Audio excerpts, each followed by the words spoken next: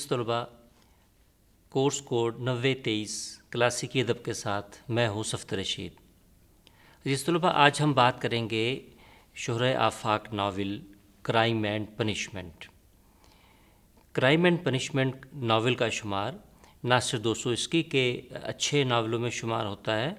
بلکہ عالمی ادب میں بھی کوئی بھی فہرست بنائی جائے اس میں ان کے جو نمایاں ناول شامل ہیں اس میں بھی شامل ہوتا ہے کرائم اینڈ پنشمنٹ۔ اس کے علاوہ دوستویفسکی کے اور بھی بہت سے ناول ہیں، لیکن جو عوامی سطح پہ جو شہرت ملی خاص طور پہ وہ اس ناول کے حصے میں آئی۔ عزیز طلباء، جب بھی ناول کی بات ہوگی تو اس میں روسی ناول کو ایک خاص مقام حاصل ہے۔ اس کے اپنے ایک اسباب ہیں کہ یہ علیحدہ سے پورا ایک موضوع ہے کہ روسی ناول، بلکہ بعض لوگوں کے ہاں تو بعض نقادوں کا جو کہنا ہے وہ تو کہ انگریزی ناول کی نسبت کہیں زیادہ جو ہمیں ایک پختگی نظر آتی ہے، جو گہرائی اور گہرائی نظر آتی ہے، وہ روسی ناول میں ہے۔ اور روسی ناولوں کے اندر جب ہم بات کریں گے، ناول نگاروں کی بات کریں گے، تو پوری ایک کہکشاں موجود ہیں، لیکن جو عالمی طور پر عوام و خواص میں دو لوگ زیادہ نمایاں ہوئے، ان میں ٹالسٹائے اور دوستویفسکی ہے، نام بڑے نام ہیں۔ بلکہ عام طور پہ معروف ہے بات کہ دنیا میں دو طرح کے لوگ ہیں جو ناول پڑھتے ہیں، ایک دوستویفسکی کو پڑھنے والے لوگ ہیں اور ایک ٹالسٹائے کو پڑھنے والے لوگ ہیں۔ یہ تو خیر ہم بات کر رہے ہیں اپنے ایک ابتدائی ان چیزوں پہ، آپ یقیناً ان چیزوں کو بھی معلومات کی سطح پہ یقیناً دیکھیں گے کہ ان دونوں میں بھی کیا فرق ہے۔ مثلاً ٹالسٹائے کا جو زیادہ فوکس ہے وہ ہے معاشرے کی طرف، انڈیویجول کی بجائے فرد کی بجائے، فرد تو اس میں آتا ہی ہے، ظاہر ہے کردار ہے، اس کی نفسیات ہے، وہ چیزیں موجود ہیں، لیکن جو سماجی معاملات ہیں خاص طور پر وہ ہمیں ملیں گے ٹالسٹائے کے ہاں۔ اور دوستویفسکی کے ہاں ہمیں فرد کے اوپر جو فوکس نظر آتا ہے، جو لائٹ نظر آتی ہے، اور فرد کی نفسیات، اس کی کشمکش، اس کے باطن، یہ ساری چیزیں خاص طور پہ جو ہے ہمیں نظر آتی ہیں دوستویفسکی کے ہاں۔ تو اسی چیز کا اظہار جو ہے عزیز طلباء ہم دیکھیں گے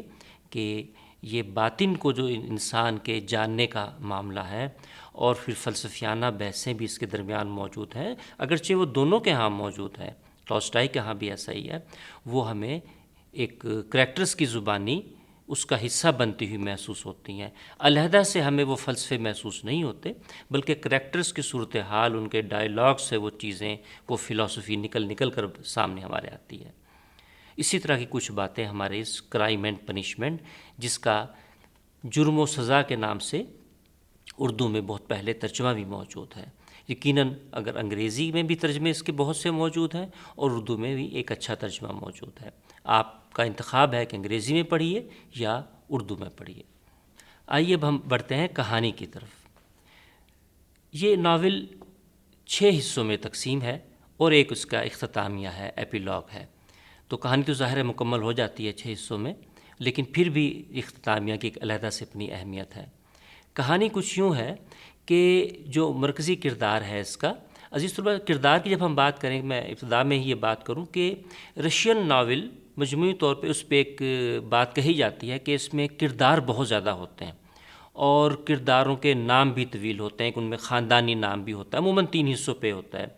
اور مرکزی کرداروں کے علاوہ بھی ایک بہت بڑی تعداد ضمنی کرداروں کی ہوتی ہے، تو ان کے نام بھی ذرا مشکل ہوتے ہیں، ہم مانوس نہیں ہوتے، حتیٰ کہ انگریزی کے اندر بھی مانوس نہیں ہوتے، تو کچھ اردو میں ہم ان کو دیکھیں تو اس پہ آپ نے ذرا خاص طور پہ توجہ دینی ہے، اور آپ نے اس معاملے میں یعنی پریشان ہونے کی ضرورت نہیں ہے، کیونکہ بہت سے تلفظ ہمارے ہاں وہ رائج نہیں ہیں۔ تو بہرحال جو اس کے مرکزی کردار ہیں اس پہ ہم ضرور بات کریں گے، اور ضمنی کرداروں پہ ہم آپ حصہ ہے کہانی کا یقیناً وہ، لیکن آپ علیحدہ سے اس پہ پڑھیں گے۔ تو اس کا جو بنیادی کردار ہے وہ ہے راسکولنیکوف۔ یہ کردار جو ہے، یہ اس کو آپ پروٹیگونسٹ کہیں گے، مرکزی کردار کہیں گے، ہیرو کہیں گے، جو بھی کہیے اس کو، تو یہ ایک نوجوان ہے اور کسی دور میں یہ قانون کی تعلیم بھی حاصل کرتا رہا ہے۔ یہ ایک چھوٹے شہر سے پیٹرزبرگ، سینٹ پیٹرزبرگ بڑا شہر ہے، مشہور شہر ہے روس کا، تو وہاں آتا ہے اور ایک کچی آبادی میں جیسے ہم کہتے ہیں وہاں رہتا ہے، جہاں غربت ہے، جہاں پسماندگی کا کی وجہ سے جو ہے غیر معیاری طرز زندگی ہے، تو اس طرح کے یہ ماحول میں رہتا ہے، لیکن یہ بہرحال سوچنے والا نوجوان ہے۔ اس کے دل میں ایک بات یہ آتی ہے، ایک مرتبہ وہ تھیورائز کرتا ہے، اپنے آپ سے ہی سوال جواب کرتا ہے، اور یہی ناول کی خوبصورتی ہے کہ ناول نگار اپنے کردار کی، اس کردار کی جو ذہنی کشمکش ہے، جو اس کے ذہن میں سوال و جواب ہیں، جس طریقے سے وہ تھیورائز کرتا ہے چیزوں کو اپنے بارے میں، اس کی بہت اچھی پیشکش جو ہے ناول میں کی گئی ہے۔ تو یہ اپنے آپ کو یہ دلیل دیتا ہے کہ بعض افراد جو ہیں معاشرے کے، وہ قانون سے ماورا ہیں۔ عام آدمی جو ہے وہ تو قانون کی پابندی کرے، لیکن جو خواص ہیں، جو بڑا ذہن ہے، وہ قانون اس کے راستے میں رکاوٹ بنتا ہے۔ اگر وہ اعلیٰ مقاصد کے لیے قانون کو توڑتا بھی ہے، اس کی خلاف ورزی بھی کرتا ہے، تو بڑے مقاصد کے لیے، مجموعی خیر کے لیے، اس کی فرد کی اپنی بہتری کے لیے، تو اس میں کوئی حرج نہیں ہے۔ یہ قانون، ماورائے قانون اس کو نہیں کہا جانا چاہیے۔ یہ اپنے آپ کو وہ اس کے لیے دلائل دیتا ہے، اور وہ پلاٹ اپنے لیے یہ بنا رہا ہے کہ ایک جو ہے خاتون ہے جو چیزوں کو گروی رکھتی ہے، پھر لوگوں کو ادھار دیتی ہے اور چیزیں بھی فروخت کرتی ہے، وہ اس کا خیال ہے کہ وہ معاشرے کے لیے، کیونکہ ایسی ضرورت نہیں ہے، اس کے خاتون اگر دنیا میں نہ بھی ہو تو کوئی ایسی فرق نہیں پڑتا، جبکہ میں جو ہوں وہ ایک نوجوان ہوں، میں نے بہت کچھ کرنا ہے، میں سوچنے والا انسان ہوں، تو اگر میں اس کا مرڈر کر دیتا ہوں تو اس میں کوئی حرج نہیں، اور اس سے کی قیمتی چیزیں میں کچھ لے لیتا ہوں۔ یہ اس کے ذہن میں آتا ہے۔ لہٰذا اپنے اس بات پہ عمل پیرا ہونے کے لیے ایک مرتبہ وہ گھڑی رکھوانے کے بہانے سے وہاں جاتا ہے، لیکن کچھ ہمت نہیں کر پاتا، واپس آ جاتا ہے۔ واپس آتا ہے تو اس کی بار وغیرہ میں بیٹھے ہوتے ہیں وہ، اس کی ملاقات جو ہے وہاں مارمیلیو ڈوو سے ہوتی ہے۔ وہاں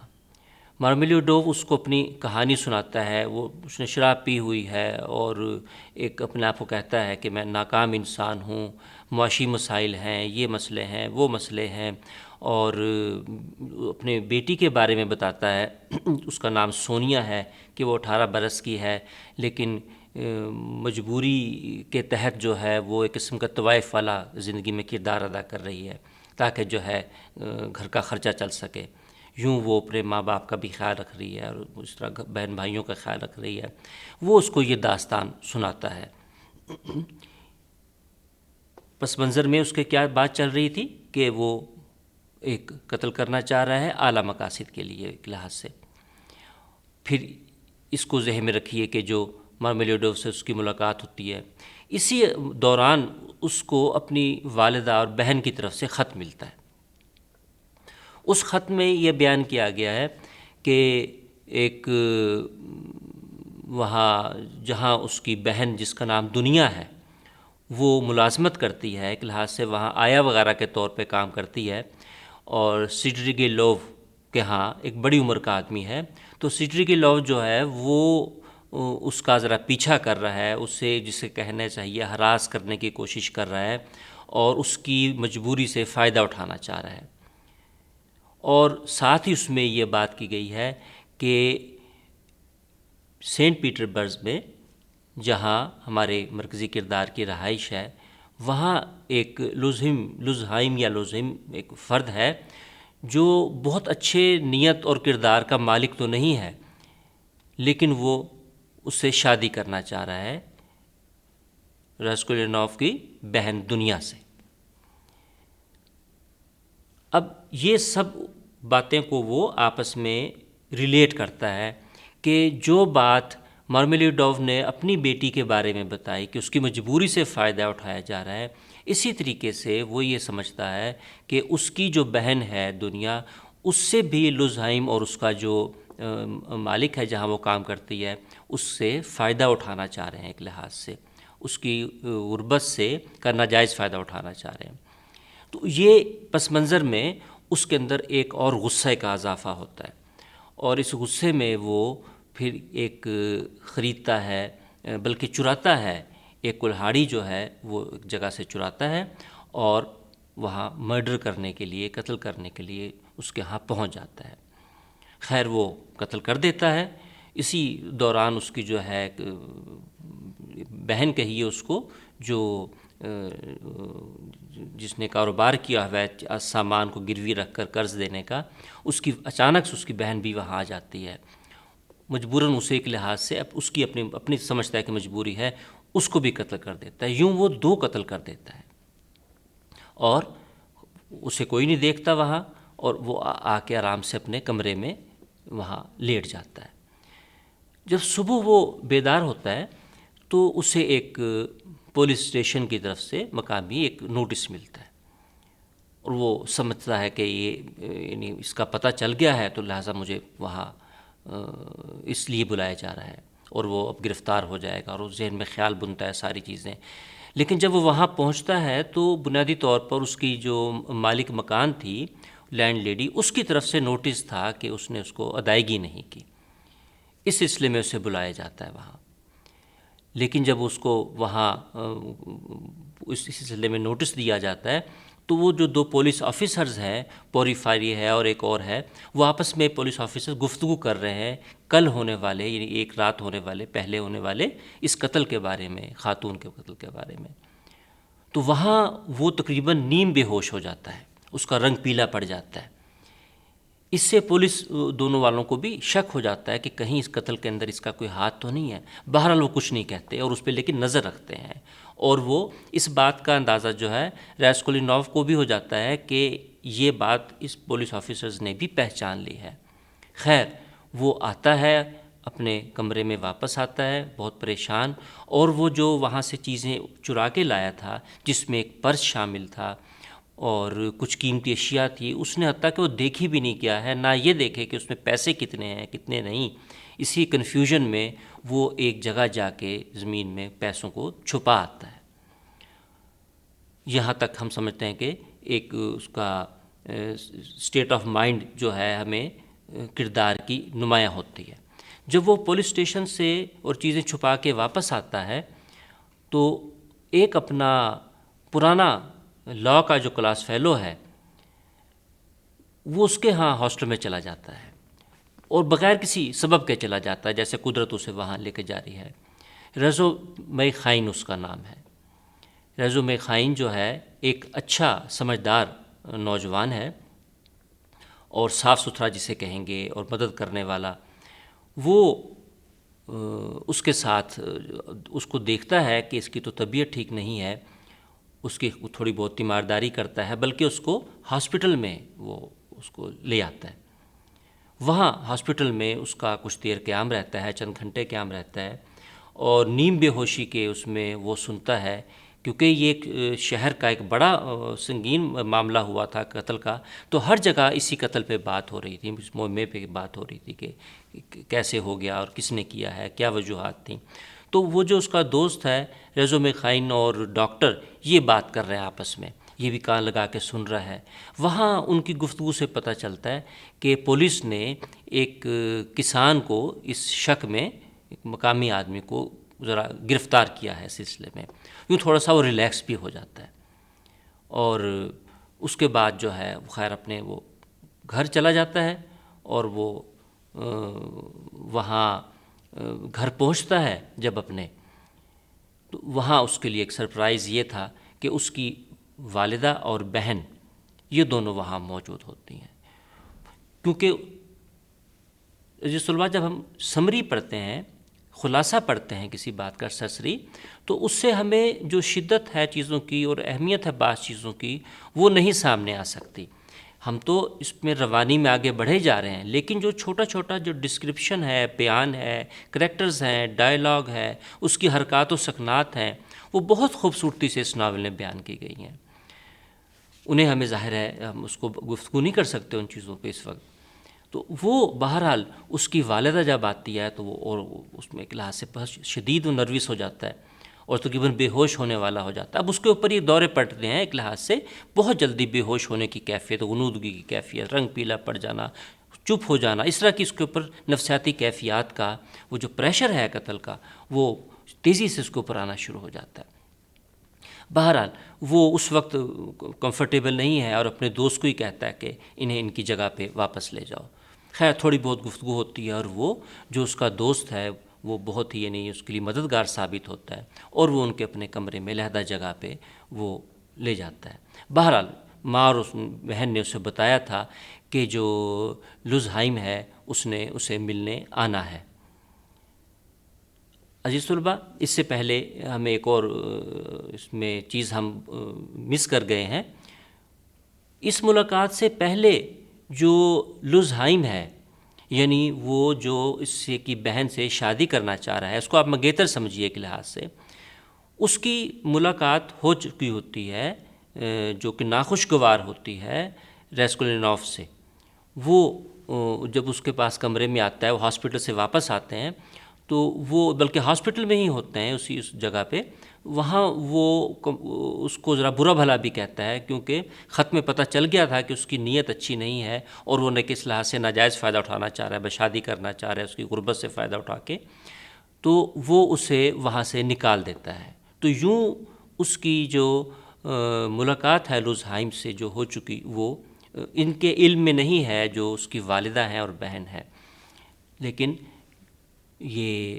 ہمارا جو کردار ہے، مرکزی کردار، یہ اپنے بہن اور والدہ کو سمجھانے کی کوشش کرتا ہے کہ وہ ٹھیک آدمی نہیں ہے اور اس سے جو ہے آپ علیحدگی اختیار کریں، لیکن بہرحال ان کے پاس اپنے دلائل ہیں اور وہ واپس چلے جاتے ہیں۔ اگلے دن جو ہے یہ کچھ تھوڑا سا بحال ہوتا ہے ذہنی طور پہ بھی اور جسمانی طور پہ بھی، اور یہ تقریباً طے پاتا ہے کہ ٹھیک ہے وہ آئے گا تو وہ ملاقات کریں گے۔ یعنی بہن جو ہے اس کو تیار کرتی ہے اپنے بھائی کو، ریسکولینوف کو، کہ اس سے ملاقات کریں گے، اور اسی اثنا میں جو ریسکولینوف جو والدہ ہے اس کی، ریسکولینوف کی اور دنیا کی، اس سے ایک نوٹ ملتا ہے، مختصر سا خط ملتا ہے لوزہائم کی طرف سے، کہ دو باتیں اس پہ خاص طور پہ ہیں کہ ایک تو یہ کہ جب وہ آئے تو اس وقت آپ کا بھائی موجود نہیں ہونا چاہیے، آپ کا بیٹا موجود نہیں ہونا چاہیے وہاں، یعنی ریسکولینوف جو ہے وہاں موجود نہیں ہونا چاہیے۔ اور دوسری ایک اور وہ بات کرتا ہے جو کہ اس سے پس منظر میں موجود ہے کہ ایک واقعہ اس جو گفتگو ہو رہی ہے، خط موجود ہے، اس سے پہلے ایک دن پہلے کا ایک واقعہ ہوتا ہے کہ جو مرمیلیڈوو ہے جس نے جو سونیا کے بارے میں بتایا تھا کہ میری بیٹی ہے اور اس طریقے سے وہ طوائف کی زندگی بسر کر رہی ہے غربت کی وجہ سے، اس سے اس کا جو بار میں ملاقات ہوئی تھی ایک تعلق ڈیولپ ہو جاتا ہے۔ تو اگلے دن کیا ہوتا ہے کہ اس کی چھکڑے سے ایک ٹکر ہو جاتی ہے جس کی وجہ سے زخمی ہوتا ہے۔ تو جو ہمارا یہ مرکزی کردار ہے یہ اس کو لے کے ہاسپٹل جاتا ہے، اس کی تیمارداری کرتا ہے، اس کی مدد کرتا ہے، لیکن وہ جانبر نہیں ہوتا اور اس کا انتقال ہو جاتا ہے۔ اور یہ جو ریسکولینوف ہے یہ اس کے پاس آخری جو 25 روبل بچتے ہیں جیب میں، بس وہی ہوتے ہیں، وہ یہ اس کی بیوہ کو دے دیتا ہے، یعنی سونیا کی والدہ کو دیتا ہے کہ یہ میں نے بطور قرض لیا تھا۔ یہ اس طرح اس کے ایک انسانی ہمدردی جو جذبہ تھا کہ وہ اس کی انا کو بھی ٹھیس نہ پہنچائے اور اس کی مدد بھی کر دے غریب آدمی کی، اس طریقے سے وہ کرتا ہے۔ تو یہ جو لوزہائم ہے یہ جو خط لکھا ہے اس میں اس نے ایک تو یہ کہا کہ آپ کا بیٹا اس میں نہ ہو، ساتھ ہی اس نے ایک بات یہ لکھی کہ اس نے خود دیکھا ہے کہ اس نے ایک جو عورت جس کی شہرت اچھی نہیں ہے یعنی سونیا، اس کو اس نے 25 روبل رقم دی ہے۔ تو یوں وہ ایک ماں بیٹے کے درمیان بھی یعنی ایک چپکلش پیدا کرنے کی نیت سے، یہ حالانکہ اس کو اصل حقیقی وجہ نہیں پتہ کہ اس کے پیچھے کیا وجہ تھی۔ بہرحال یہاں تک جو ہے کہانی اپنے تقریباً مرکز کی طرف بڑھتی ہے۔ 6 جو ہمارے اس کے حصے ہیں اس میں سے 3 حصے تقریباً یہاں ختم ہوتے ہیں کہ وہاں جب وہ آتا ہے ملنے کے لیے تو وہ اچھی صورتحال نہیں ہوتی۔ اچھا، اسی عرصے میں یعنی اگلے دن یہ بات ہوتی ہے کہ پوری فائری جو ہوتا ہے جو پولیس آفیسر ہے وہ اس پہ کیونکہ نظر رکھے ہوئے تھا اس دن سے، جس دن وہ اس میں نیم بے ہوشی کا اس پہ ایک دورہ سا پڑا تھا کہ اس پہ شک جاتا ہے، تو وہ اس کو بلاتا ہے اور لیکن اس پہ الزام عائد نہیں کرتا، جسٹ اس سے ایک اچھے انداز سے بات چیت کرتا ہے، اس کی توجہ وہ دلواتا ہے پوری فائری جو ہے کہ تم نے کچھ چند ماہ پہلے اخبار میں ایک آرٹیکل لکھا تھا آن کرائم کے نام سے، اس میں تم نے یہ بات کی تھی، موقف اختیار کیا تھا کہ کرائم جو ہے وہ کیا جا سکتا ہے اور قوانین کو بالائے طاق رکھا جا سکتا ہے خاص حالات میں، اور بڑے مقاصد کے یا بڑے آدمی کو اپنے مقاصد کے حصول کے لیے، مجموعی خیر کے لیے، بڑی خیر کے لیے، اس قسم کی تم نے باتیں لکھی تھی۔ تو اس طرح اس سے کچھ نفسیاتی باتیں اس کے آتی ہیں سامنے، اور کنفیوژن اس کے سامنے آتی ہے دونوں کی۔ یہ جب اپنے کمرے میں واپس جاتا ہے وہاں سے، پولیس اسٹیشن سے اٹھ کے، تو کیا ہوتا ہے کہ وہاں ایک اجنبی اس کا انتظار کر رہا ہوتا ہے۔ جب وہ پوچھتا ہے کہ ہاں جی کیا بات ہے، کیا حکم ہے، تو وہ صرف اسے قاتل کہہ کے، مرڈرر، قاتل کہہ کے بھاگ جاتا ہے۔ یہ وہاں کا کوئی ہنرمند فرد کہہ لیں، اس کو دستکار وغیرہ ہوتا ہے، وہ وہاں سے کہہ کے اس کو چلا جاتا ہے۔ اس پہ خوف طاری ہو جاتا ہے، ساری رات اس کو خواب آتے ہیں، خوف میں، پریشانی میں، اور صبح جب اٹھتا ہے تو پھر ایک اجنبی اس کے ہاں موجود ہے، اور وہ اجنبی جو ہے وہ ہے سیڈری گیلوف۔ یہ وہ فرد ہے جو دنیا اس کی بہن جہاں کام کرتی ہے گورننس کے طور پہ، وہ اس کے ہاں موجود ہے۔